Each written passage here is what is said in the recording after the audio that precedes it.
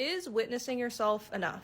These are my thoughts on fame, social media, creativity as a spiritual practice, and returning to mindfulness. To anyone who is a creative, writers, dancers, content creators, musicians, there's often a paradox that we find ourselves in. We want to be well respected in our field or make a career out of what we love. We want to produce good work. We want to hear that something resonates with the people around us. So naturally, the louder and bigger the cheers, the better the work, right? If I get no likes, that must mean my work is shit. But I don't think a large audience is necessary for creative fulfillment or better quality of work. Honestly, I don't think an audience is needed at all. Last year, I read a book my friend recommended to me called Effortless Mastery, which teaches you how to become a better freestyle jazz musician. And I first met my friend a couple years ago while hopping around music gigs in LA. I watched as he completely engrossed himself playing piano on stage and was unsurprised to hear that he studied at Berklee College of Music. Anyone who has seen him will testify how good he is, so I trusted his book recommendation. Though I have absolutely zero musical abilities or intention of learning freestyle jazz, he reassured me that the lessons in it could apply to anyone. The book included interesting meditations and exercises like spending a week playing one single note on your instrument over and over again for 5 minutes every day.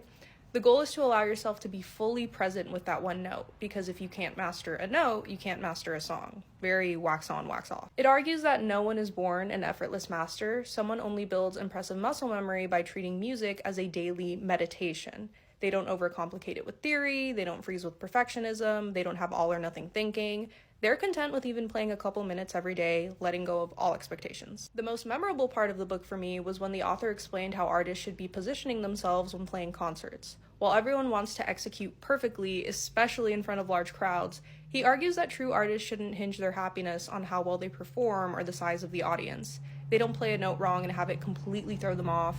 They don't even categorize performances as good or bad. Instead, they recognize that the joy is in the process of playing. The effortless master sees themselves as a vessel. They're grateful that some sort of divine inspiration is working through them and that they can translate those experiences and emotions into music for the audience. They see every opportunity to play as a privilege, as a whole spiritual experience, whether it's in front of 10 people or 10,000 people. This same lesson came up when I began taking new dance classes earlier this year. I'm sure everyone is familiar with those dramatic-ass videos on social media of hot people in ridiculously cropped shirts serving music video levels of production for a supposedly beginners-only hour-long workshop. It's easy to create high expectations for yourself when this is all you see on your feed.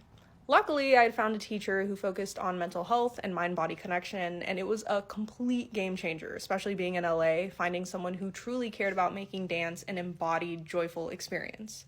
One day, he said something in class that really caught me off guard. Yes, taking videos and posting them on social media afterwards is great, but don't forget why you're here. Are you enjoying the entire class? Are you having fun right now learning the choreography?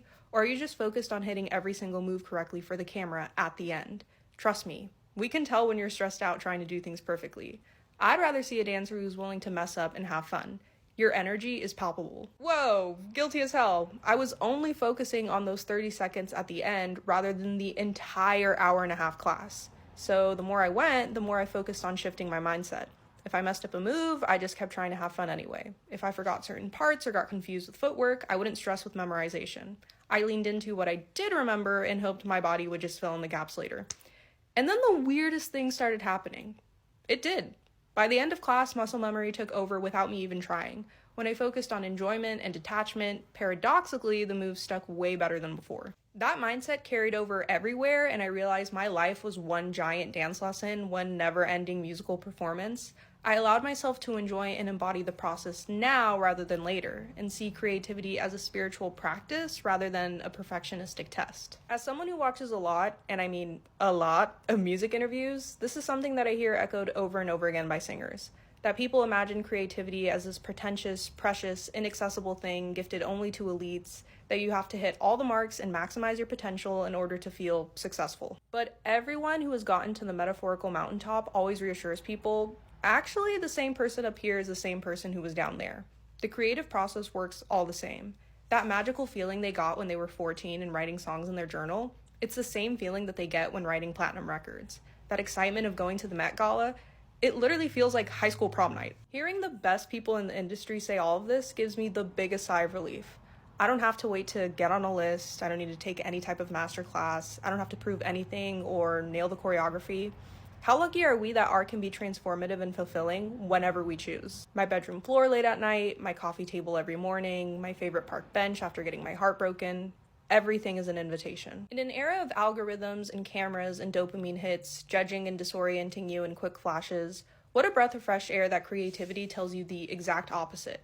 To carefully look around you in awe, always, to return to the grandiose imagination of your childhood, to touch pen to paper, loosen limbs to music, completely unburdened, to make experimental GarageBand beats and first chapters of novels and sad poetry and iPhone notes, to write so specific thinking no one else could possibly relate, only to find that that's exactly what feels most universal.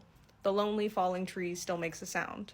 I know a lot of aspiring artists hate LA. They come in with high expectations only to face rejection after rejection. But if being around fame has taught me anything, it's that I don't need to wait for a huge audience in order to feel fulfilled. I get just as excited going to a gig in some grimy little bar as I do going to the Kia Forum. It doesn't matter who the artist is or how well I know them. The moment anyone steps on stage, they transform. It's an untouchable headspace. I think too many people get caught in the cycle of, I need to make good things in order for people to validate and support me in order to make more good things. Not realizing that you make good things now. You can loosen your shoulders. You can savor the bite. I mean, what's the point in doing any of this if the goalpost just keeps moving? If all the support you've received so far isn't something you've been able to internalize? If you don't treat art as a mystical, loving process? We're also scared to be forgotten or unseen that we abandon showing up for ourselves. We hope success will mother us instead. But my most important witness is myself, and if I can learn to be content with that, I know I will have made it. Anyone else who happens to be in the audience just makes me extra lucky. And hopefully if you like this, I just started posting on Substack, and this was me reading my Substack essay. And if you want to hear more, go subscribe. This feels really counterintuitive after reading all of that. Whatever. Bye.